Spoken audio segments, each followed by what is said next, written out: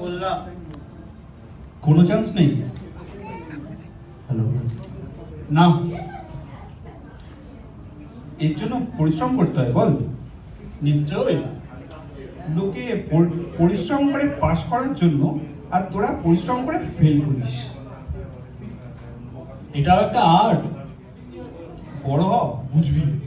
থাম থাম, সেই কোন আদিকাল থেকে টেনিদা বছরের পর বছর ফেল করে আসছে, তার বেলা কিছু না। আর ফেলের মধ্যে কি খারাপ শুনি?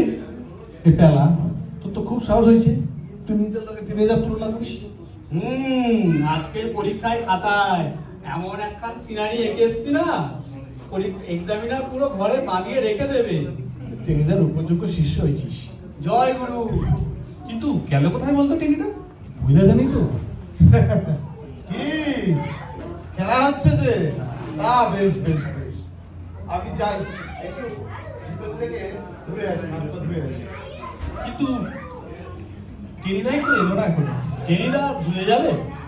খাওয়ার কথা শুনলে যে লোকটা যদি জ্ঞান থাকে না, সে কিনা ভুলে যাবে আজকের নিমন্ত্রণ। কি হলো বলতো? বিশ্বমশাই, একটা খবর দিলে হয় না? কি কার? টেনিদা তো এখনো এলো না। ও, ট্রেনই এখনো আসেনি বুঝি?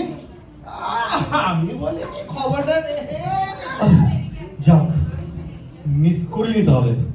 না ভাবলাম শুরু হয়ে গেল। এত দেরি হলো কেন? আর দেরি, আসছি রাস্তা দিয়ে, আর এক এক করে কোথা থেকে মাটি ঘুরে বেরোচ্ছে, আর জিজ্ঞেস করছে টেনি পরীক্ষা কেমন দিলি?